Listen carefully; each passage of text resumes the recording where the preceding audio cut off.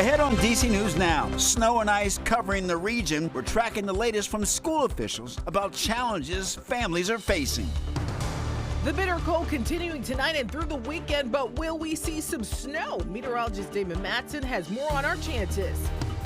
It's been 1 year since the deadly Midair collision over the Potomac, killing all 67 people on board. Tonight, we hear from family members and first responders as they reflect on that tragic night. Then it's a lizard in a blizzard. How this Rhode Island reptile was discovered in the middle of a snowstorm. And free money. How does $1,000 sound to you? Haley Milon is stretching your dollar with how you can take advantage for your little ones. You're watching the station covering all of the DMV.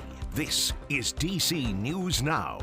And thank you for joining us for DC News Now at 4. I'm Mark Hall. Hey, good afternoon. I'm Annalisa Gale. Well, it's day 4 after the snowstorm, but some neighborhoods all across the DMV, they're still snowed in with solid blocks of ice that crews are calling snowcrete now.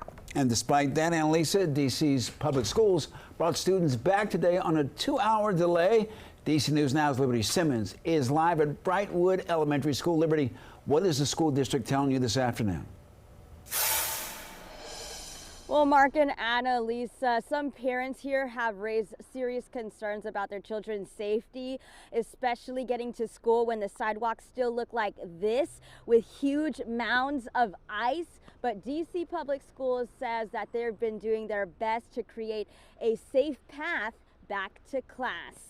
Now, packed sidewalks and towering piles of ice are raising those safety concerns for parents across the district and surrounding areas. The ice is frozen so hard it's making it dangerous to walk across, especially for children heading to school.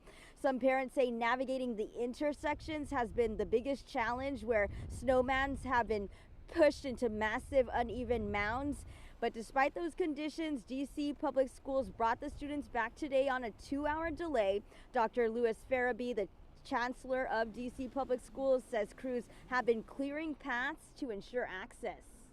We believe that with the support of our agency partners, we've been able to do the work to open today. We think about not only the sidewalk walkways, but also campus readiness as well. And the DCPS chancellor also said that students will be once again on a 2-hour delay tomorrow, and they're still deciding whether that will be extended on Monday. For now, live here in Northwest DC, Liberty Simmons, DC News Now. All right, our thanks to Liberty. Let's get over to meteorologist Damon Matson with the first look at our forecast. Yeah, Damon, it has just still been so cold, which is making it hard for folks out there. Yeah, it's basically turned us into a tundra at this point because we're not even getting any melting going on, with these temperatures staying on the colder side of things. Now, we do get a little boost each afternoon, but when we fall back to temperatures like this at night, it really just takes back any sort of progress we may have made in terms of trying to melt some of that snow and ice. Temperatures this morning, yet again, we had a stripe of the area in the teens from Martinsburg to Lexington Park, but on either side of that, we saw single-digit low temperatures up toward northeastern Maryland and down toward the Shenandoah Valley and out toward the Allegheny front there in Virginia and West Virginia. And so far this afternoon, well, we've continued to see those temperatures below freezing, mostly in the 20s, and with a surge of wind bringing more Arctic air, the wind chill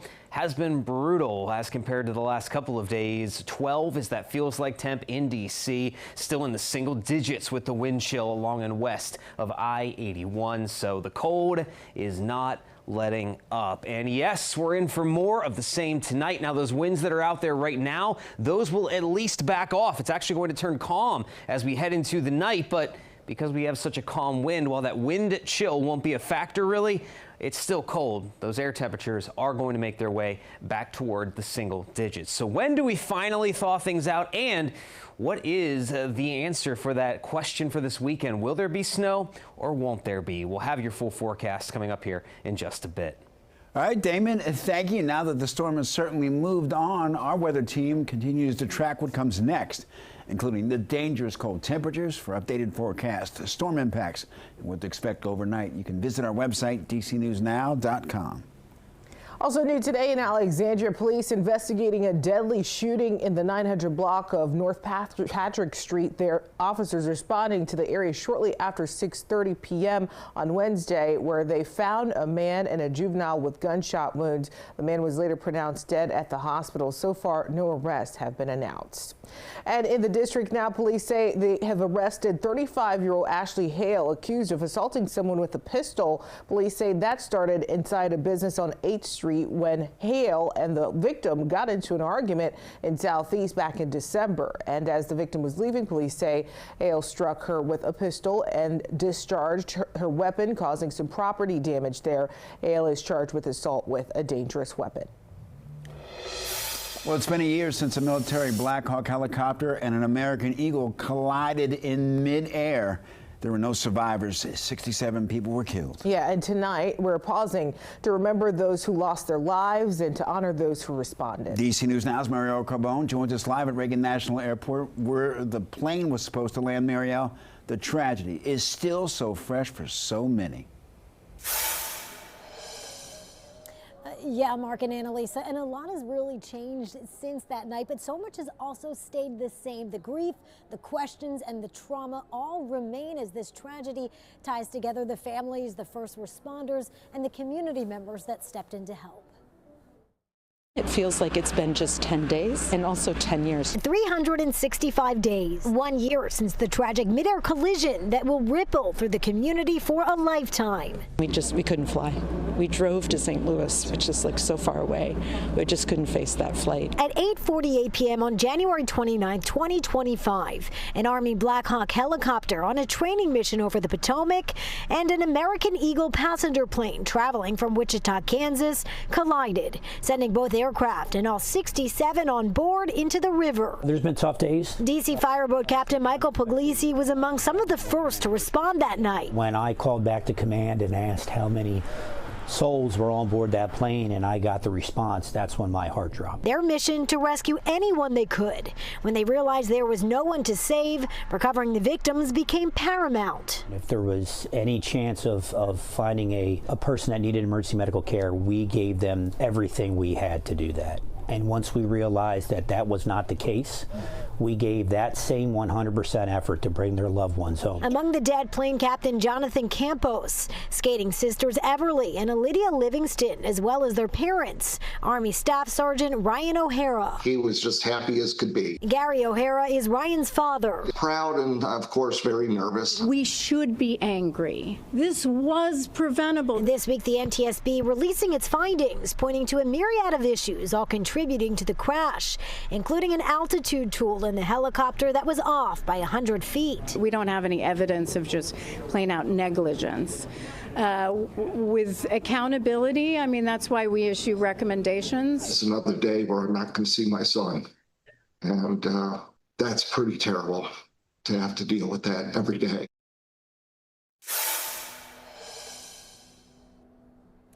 And you can hear much more from the first responders, the family members of the victims, and the federal officials still working to change. Tonight on our special about the crash, it is called Midair Collision. 1 year later, that will be on at 7:30 on DC News Now.